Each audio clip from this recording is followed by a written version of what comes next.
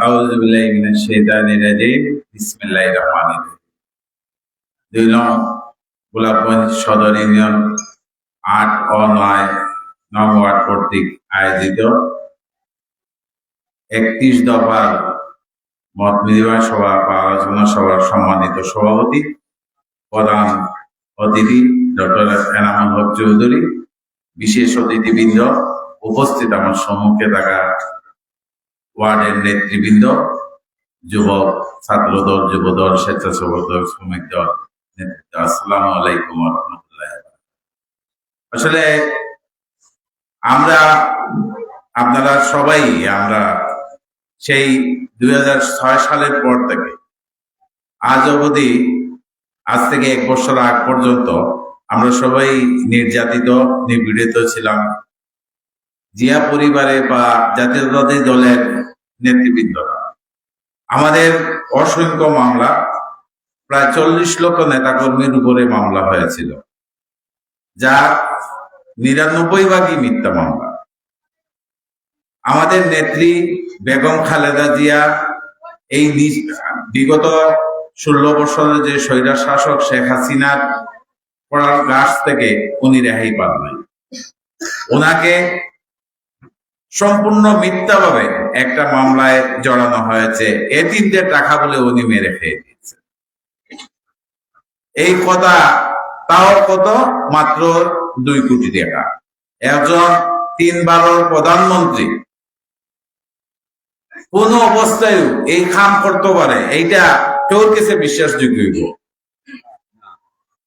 অনত প্রতিমান হয় যে এই স্বৈরাচার সরকারের যেটা চাইছিল, আমরা জাতীয়তাবাদী দল বিএনপি রে ধূলিসাৎ করে দেওয়া, যার দরুন আমরা প্রায় কয়েক লক্ষ, হাজার না কয়েক লক্ষ নেতা কর্মীর উপরে মিথ্যা মামলা হয়েছে। এই মিথ্যা মামলার মূল উদ্দেশ্য আছে যে এই দলকে ধ্বংস করে দেওয়া, কিন্তু এটা শেখ হাসিনার দ্বারা সম্ভব হয়েছে না। এই ১৬ বৎসরে আমার জানার মতো বিএনপির কোন নেতা কর্মী আওয়ামী লীগও যোগদান করছে না, কিন্তু আমরা কিছু নেতা কর্মী আছে যারা আওয়ামী লীগের লগে আঘাত করে ভিন্ন সুযোগ সুবিধা গ্রহণ করছে। এখনো এরা এই মতাবলম্বী আছে, খুব ভালো করে চাইলে আপনারা দেখবেন। আমি চেষ্টা করতেছি, আজকে আমরা যে প্রধান অতিথি, তাই এর আগে আপনারা বলছেন তার জন্ম, তার লেখাপড়া, তার এই যে ডিগ্রি, তাই ডক্টরেট ডিগ্রি যে একটা অর্জন করছে, তার ডক্টরেট ডিগ্রি আমি যতটুকু জানি আরবির উপরে তার ডক্টরেট ডিগ্রি, তার আরো কিছু ডিগ্রি যেগুলা তাই নিশ্চয় ফরেন রিলেশনশিপের উপরে, এইগুলা যে তার যে সম্পর্ক বহির্বিশ্বর লগে, আমরা দল আরো অন্যান্য অনেক পার্টি, আমরা ভাই, আমরা নেতা হল, আমরা নেতা, এরা নির্বাচন দাঁড়াশোনা নিয়ে সবই প্রতিযোগিতা করে।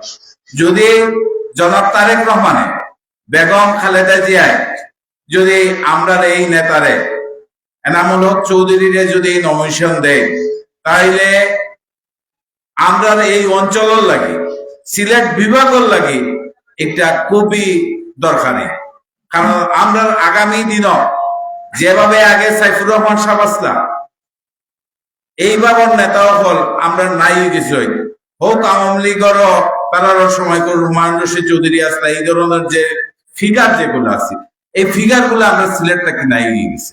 নমিনেশন আমি পুরা আশাবাদী টাইম পাইতা, যদি টাইম দেয় দেওয়া, ইনশাল্লাহ আপনাদেরও কাম আছে, আপনারও কান্দে আমরা বক্তৃতা দিতে পারি, আর সামনে উপাইয়া পেতাম পারি, আর কিন্তু মূল কাম আপনাদের গড় হইতে হইব, আমরা মা বোনরে হইতে হইব যে আপনারা এইবার যে ভোটটা, এই ভোটটা দানর ছড়ার ভোটটা দিবা।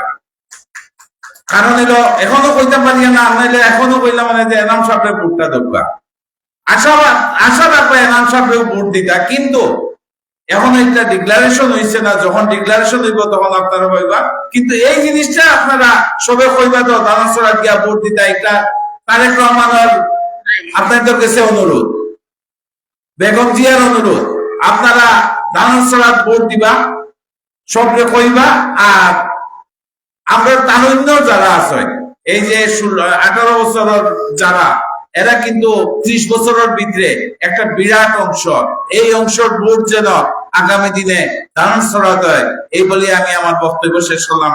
আল্লাহ হাফিজ। বাংলাদেশ জিন্দাবাদ, বেগম জিয়া জিন্দাবাদ, তারুণ্যের অহংকার তারেক রহমান জিন্দাবাদ।